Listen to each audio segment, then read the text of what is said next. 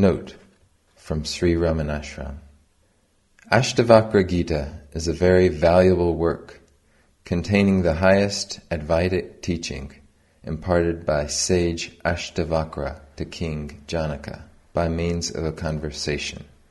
Being a ripe soul, King Jonica became self-realized by following the teaching of Ashtavakra. An edition with limited circulation carrying the Kannada transliteration of Ashtavakra Gita, along with the English translation of Swami Nitya Swarupananda of Ramakrishna Mission, was published by the Mysore Palace. A copy was presented to Bhagavan Ramana Maharshi by the Maharaja of Mysore in 1932. The specialty of the copy presented to Bhagavan is that he, Bhagavan, has copied the original Sanskrit text in his own hand and the free space above the Kannada version. Bhagavan has also written the caption Maharaja of Mysore below the photograph of the Maharaja. This has been carefully preserved at the ashram archives. The Ashtavakra Gita was always recommended by Bhagavan for study by devotees. For this reason, we present the current audio book for the benefit of seekers. The current narration is based on the translations of Swami Nitya Swarupananda, John H. Richards, and Hare Prasad Shastri. Note: Lightning Upadesh to one on a stirrup.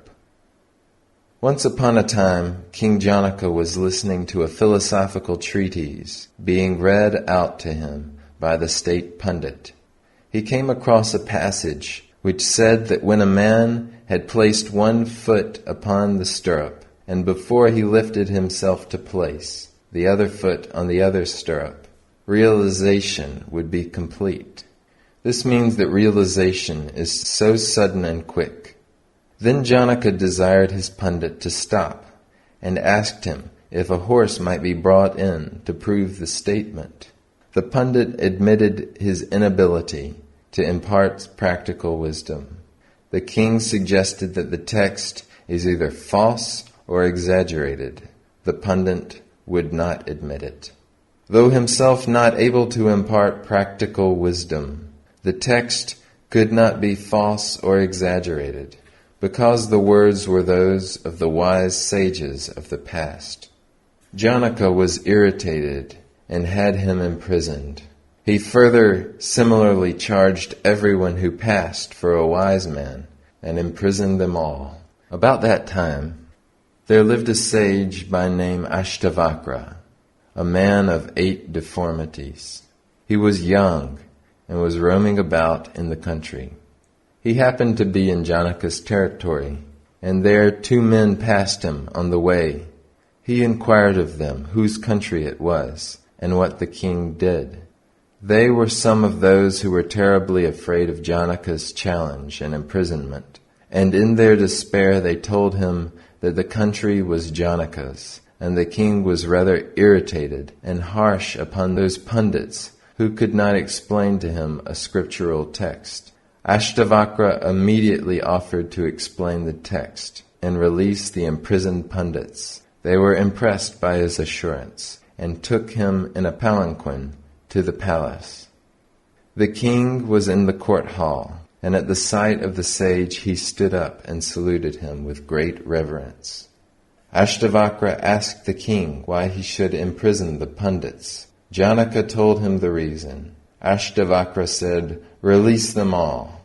Jonica thought that this suggestion could only proceed from one who would be able to clear his doubts. So he had all the pundit prisoners released, and asked Ashtavakra if he might have a horse brought then and there, so that realization might be imparted to him, as mentioned in the scripture. The sage warned the king not to be hasty. Brahmajnana could be imparted only in solitude and not in a court hall. Jonica offered to go into solitude along with him. There a palanquin was brought for Ashtavakra, and Jonica rode beside him with a retinue following them. When they reached the outskirts of a forest, the sage asked that the king should order the retinue to turn back, and that they must be left alone. So it was done. Again Jonica requested Brahmanyana, put one foot in the stirrup, and was anxiously praying his master. The sage told him, "Wait. In the same scripture, you should have known that Brahmanyana is imparted by a guru to his chela. Are we in such relationship?" asked Ashtavakra. Jonica then made obeisance to him and submitted to become his disciple and prayed to be taught. Ashtavakra then told him that a proper disciple should surrender himself, his possessions, and all to his master before being taught Brahmanyana. Jonica surrendered all. Then Ashtavakra said, Well.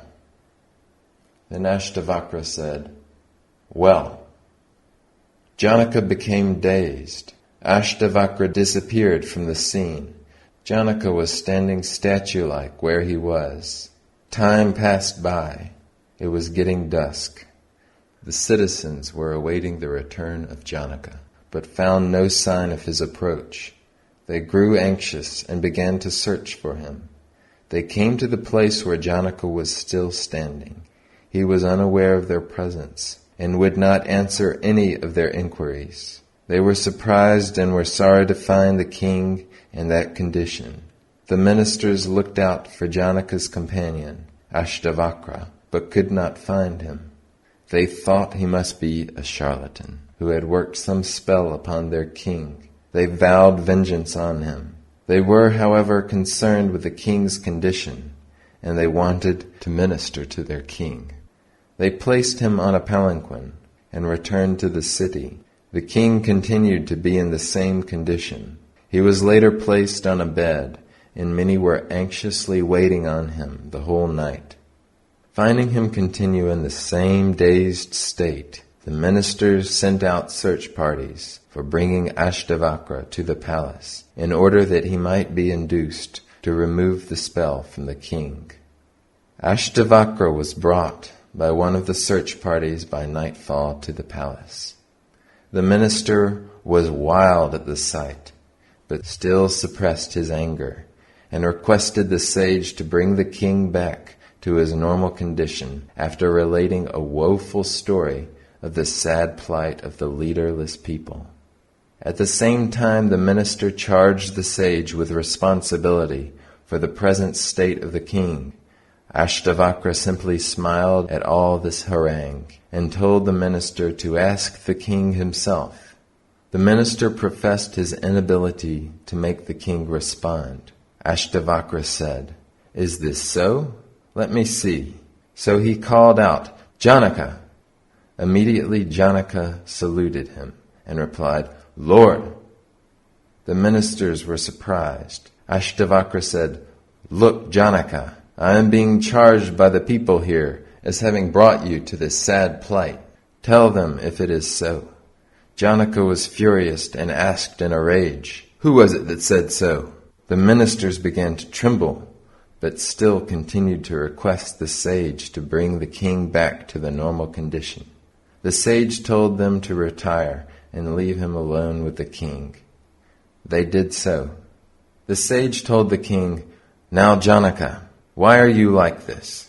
You must be as others are, and should not behave differently from the normal condition." Jonica said, "I am yours, O Lord. I can act only to your orders." Ashtavakra continued, "Brahmanyana can be taught to competent persons only. I have been all along testing your competence. Take your food first, and then we will continue the discussion." Jonica finished his meal and then prayed, "How can I realize Brahman and be liberated?" Ashtavakra said, "Brahman is not anything new or apart from you. No particular time or place is needed to realize Brahman. That thou art. That is the self, eternal and infinite." In this way the whole night passed, when the sage was elucidating the Ashtavakra Gita. The next morning, when the ministers came on a visit to the king, they found him quite all right and were happy. They thanked the sage. The king called the assembly and was at his work as usual. He performed his functions normally. In the assembled court, Ashtavakra said to the king, "O king, formerly you had some doubt if Brahma Jnana could be had as suddenly and quickly as mentioned in the scriptures, and you wondered if the text was correct. Now tell your men how you feel. Bring the horse here and demonstrate the truth of it." The king was all humility now, and said, "O Lord, I was thoroughly mistaken then. I have myself to blame.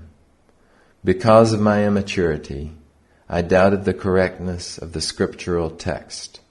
Oh, every letter of it is true. Om Tat Sat." From Swami Nityaswarupananda, October 1932. Ashtavakra Gita, or Samhita as it is also called, inculcates the essence of the highest knowledge of Advaita. It deals with the actual realization of the eternal Atman, self, which is not something that dawns only when the world is renounced, or when it does not exist, or ceases to be perceived, as when one is said to go to another sphere after death, or when one is in yogic samadhi, or when one is otherwise unconscious, as in deep sleep. But it is attained in the highest stage, when one is in the very midst of the world, perceiving or feeling the objects in it, even as King Jonica, while actually ruling his kingdom, did attain, following the teachings of Rishi Ashtavakra. From the Ashtavakra Gita: seeing, hearing, touching, smelling, eating, taking, speaking, and walking, the great-souled one, freed from all efforts and non-efforts, is verily liberated. The wise one who lives on happily, doing what comes to him to be done, does not feel troubled either in activity or in inactivity. Indeed, I am in all beings, and all beings are in me. This is knowledge. What need is there for renunciation, for holding on, or dissolution? He who has attained Brahman cannot be distinguished from other men of the world, either in their dress or in their behavior. He wears no external signs. From the Mahabharata. The man of knowledge, though living like a worldly man, is contrary to him. Only those like him can understand him. Such a person ever feels his oneness with the all. The man of knowledge feels no desire for the dissolution of the universe, or aversion to its existence. The Blessed One, therefore, lives happily on whatever subsistence comes of itself. The man of knowledge feels no desire for the dissolution of the universe, or aversion to its existence. In fact, the highest knower, the Jnanan, realizes at all times that whatever exists is nothing but his very self, the Atman or Brahman. Ashtavakra further furnishes the key to the means of attaining the supreme knowledge in the words, "As one thinks, so one becomes." But the steps, as may be gathered from the following verses, require the hardest and the most patient efforts to climb. Till the ego I is effaced, the truth cannot be known. If you aspire after liberation from the bondage of ignorance, my child, shun the objects of the senses as poison. Seek forgiveness, sincerity, compassion, contentment, and truth as nectar. In whatever you perceive, you alone appear. Do bracelets, armlets, and anklets appear different from gold? completely give up such distinctions as I am he and I am not this. Consider all as the self. The ignorant person does not attain peace, either by inaction or by action. The wise one becomes happy simply by knowing the truth.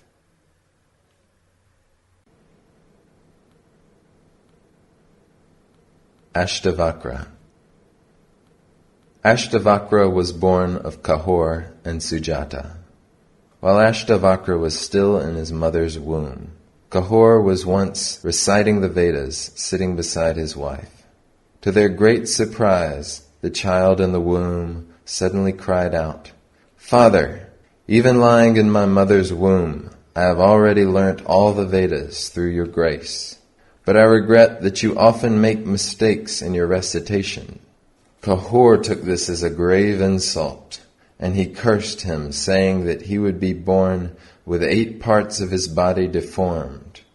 Accordingly, in the course of time, a child was born with a twisted form, and was named Ashtavakra, meaning 8-curved. In the meanwhile, Kahor went to the court of Jonica to beg money from the king. The king had at that time in his court a great scholar called Vandi, son of King Varuna. He was profoundly versed in the Vedas. Kahor was called to a debate by him, was defeated and thrown into the sea, where he had to be engaged as a priest in a sacrifice performed by Varuna. When Ashtavakra grew to be a lad of 12 and heard of the sad plight of his father, he repaired to the court of Jonica in company with his maternal uncle Svetaketu. Being a mere boy, he was not at first allowed entrance into the court. But when he gave proof of his extraordinary learning in the Shastras, he was cordially welcomed. He at once sought out his father's opponent Vandi and entered into a debate with him. A wonderful controversy ensued, and the boy of 12 defeated the foremost veteran scholar of the court of Jonica. He rescued his father from the grip of Varuna. Kahor was highly satisfied with his son, and asked him to bathe in the river Samanga. And lo, he came out of the waters with all his limbs made straight, but his name continued the same forever. From the Mahabharata.